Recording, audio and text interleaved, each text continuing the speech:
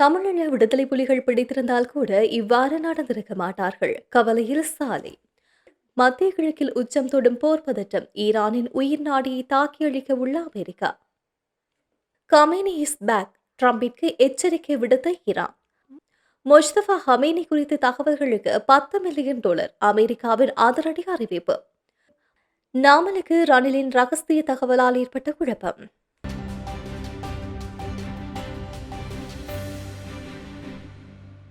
தமிழீழ விடுதலை புலிகளினை பிடித்திருந்தால் கூட இவ்வாறான இழிவான செயற்பாடுகள் மற்றும் முகம் சுளிக்கும் சித்திரவதைகளை கொடுத்திருக்க மாட்டார்கள் என அரசு புலனாய்வு பிரிவின் முன்னாள் பணிப்பாளர் சுரேஷ் சாலே தன்னிடம் குறிப்பிட்டதாக முன்னாள் அமைச்சர் கம்பன்வில தெரிவித்துள்ளார்.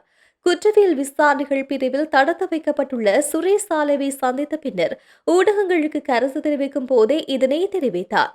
இது தொடர்பில் அவர் மேலும் தெரிவித்ததாவது: சுரேஷ் சாலேவின் சகோதரர் மற்றும் மகனை தவிர மூன்றாம் நபராக நான் மட்டுமே அவரை சந்தித்துள்ளேன். மேலும் அவரின் குடும்ப பெயர் குறிப்பிட்ட சட்டத்தரணி என்ற வகையில் அவரை சந்தித்து கலந்துரையாடினேன். நான் போர்க்காலத்தில் எவ்வாறு செயற்பட்டேன் என தமிழீழ விடுதலை புலிகள் அறிவார்கள். அந்த கௌரவத்தை அவர்கள் தந்திருப்பார்கள் என்று கவலையுடன் தெரிவித்தார். திட்டமிட்ட குற்றச்செயல்களில் ஈடுபட்டவர்கள் ஒவ்வொரு அறையில் தடுத்து வைக்கப்பட்டிருந்த நிலையில் சுரேஷ் சாலையை மலசல கூட முன்னால் இருக்கும் அறையில் தடுத்து வைத்துள்ளனர். அவரை பனிஷ்மெண்ட் செல்லில் அடைத்து வைத்துள்ளனர். யாருடன் கதைக்கக்கூடாது, மேலும் புத்தகம் வாசிப்பதற்கு தடை விதிக்கப்பட்டுள்ளது. சாலை மேலும் இவ்வாறு குறிப்பிட்டார். சார், எனது தாத்தாவும் ராணுவத்தில் இருந்தவர். அத்தோடு எனது இரு சகோதரர்களில் ஒருவர் மேஜர் ஜெனரல், மற்றவர் கொமாண்டோ அணியில் இருந்து இறுதிப் போரில் காயமடைந்தவர். சாலை கடுமையாக நடத்தப்பட்டதால் அவர் மனதளவில் பாதிக்கப்பட்டதாகவே அவரின் பேச்சில் இருந்து எனக்கு தெரிகின்றது. அதனால் மெஜிஸ்ட்ரேட் தன்னை பார்க்க வரும்போது மனநோய் வைத்தியரின் சிகிச்சை தேவை என அறிவிக்குமாறு குறிப்பிட்டேன் என தெரிவித்தார். மத்திய கிழக்கில் போர் பதட்டம் உச்சத்தை எட்டியுள்ள நிலையில் ஈரானின் மிக முக்கிய எரிபொருள் ஏற்றுமதி மையமான கார்த்தீவில் உள்ள அனைத்து ராணுவ இலக்குகளையும் அமெரிக்க படைகள் தாக்கி அழித்துள்ளதாக ஜனாதிபதி டொனால்ட் ட்ரம்ப் அறிவித்துள்ளார். சமூக ஊடக பதிவில் வெளியிட்ட செய்தியில், அமெரிக்க மத்திய கட்டளை தலைமையகம் நடத்திய தாக்குதலானது மத்திய கிழக்கு வரலாற்றிலேயே நடத்தப்பட்ட மிக சக்தி வாய்ந்த குண்டுவீச்சுகளில் ஒன்று என அவர் வர்ணித்தார். எனினும் ஈரானின் எண்ணெய் உட்கட்டமைப்புகளை அழிக்கும் திறன் அமெரிக்காவுக்கு இருந்த போதிலும் நாகரிகமான காரணங்களுக்காக அவற்றை அழிக்காமல் தற்போது தவிர்த்துள்ளோம் என்று ட்ரம்ப் தெரிவித்தார்.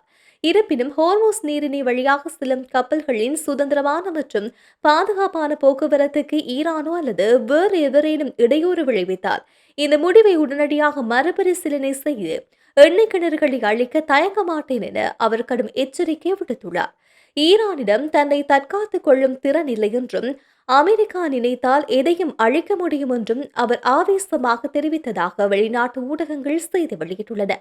மேலும் ஈரான் தனது ஆயுதங்களை கீழே போட்டுவிட்டு அவர்களின் நாட்டில் எஞ்சியிருப்பதை காப்பாற்றுங்கள் என்றும் குறிப்பிட்டார். ஈரானின் 90% மசகு எண்ணெய் ஏற்றுமதியை கையாளும் இந்த தீவு ஈரானின் எண்ணெயின் உயிர் நாடு என கருதப்படுகின்றது. ஈரானின் ஊடகங்களால் வெளியிடப்பட்ட ஒரு குறிப்பிடத்தக்க அனிமேஷன் வடிவிலான காணொளி சமூக வலைதளங்களில் வேகமாக பரவி உலகம் முழுவதும் உள்ள பார்வையாளர்களின் கவனத்தை ஈர்த்துள்ளது. கமேனி திரும்பிவிட்டார் என்று தலைப்பிடப்பட்ட இந்த காணொளி ஈரானின் மறைந்த உச்ச தலைவர் அயதுல்லா அலி ஹமேனியின் இறுதி தருணங்களையும் அவரது மரபின் தொடர்ச்சியையும் மையமாக கொண்டு ஒரு குறியீட்டு கதையை முன்வைக்கின்றது. அமெரிக்க வெள்ளை மாளிகையும் ஹாலிவுட் படங்கள், அனிமேஷன் மற்றும் வீடியோ கேம் காட்சிகளை உள்ளடக்கி ஜஸ்டிஸ் த அமெரிக்கன் வே என்ற காணொலியை கடந்த 6ஆம் தேதி வெளியிட்டிருந்தது. அதற்கு பதிலடியாக ஈரான் இந்த கமேனி இஸ் பேக் என்கின்ற காணொலியை வெளியிட்டுள்ளது. வீடியோவின் இறுதி தருணங்களில் டொனால்ட் ட்ரம்பிற்கு ஒரு தொலைபேசி அழைப்பு வருகின்றது. அவர் அதற்கு பதிலளிக்கும் போது ஒரு குரல் ஒரு சக்தி வாய்ந்த செய்தியை வழங்குகின்றது: கமேனி திரும்பிவிட்டார். ட்ரம்ப் அதிர்ச்சியுடன் பயத்துடனும் எதிர்வினையாற்றுவதை காட்சிப்படுத்தியுள்ளது. இந்த நிலையில் ஒருபுறம் அதிநவீன ஏவுகணைகளை மோதிக்கொண்டிருக்க, மறுபுறம் இணையதளங்களில் காணொலி மூலமாக இந்த போர் ஒரு புதிய வடிவத்தை எடுத்துள்ளது. ஈரானின் உச்ச தலைவர் முஸ்தபா ஹமேனி மற்றும் 9 ராணுவ அதிகாரிகள் பற்றிய எந்த ஒரு தகவல்களுக்கும் அமெரிக்கா $10 மில்லியன் வரை வெகுமதியையும் அமெரிக்காவுக்கு செல்லும் உரிமையை வழங்குவதாக அறிவித்துள்ளது. அதன் நீதிக்கான வெகுமதிகள் திட்டத்தின் மூலமாக ஒரு பொது வேண்டுகோள் வெளியிடப்பட்டுள்ளது.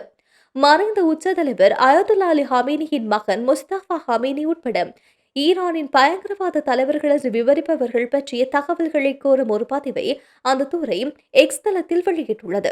ஐஆர்ஜிசி தலைமை மற்றும் செயல்பாடுகள் குறித்து உளவுத்துறை தகவல்களை சேகரிக்க அமெரிக்க அதிகாரிகள் மேற்கொண்ட முயற்சிகளின் ஒரு பகுதியாக இந்த சலுகை வழங்கப்பட்டுள்ளது.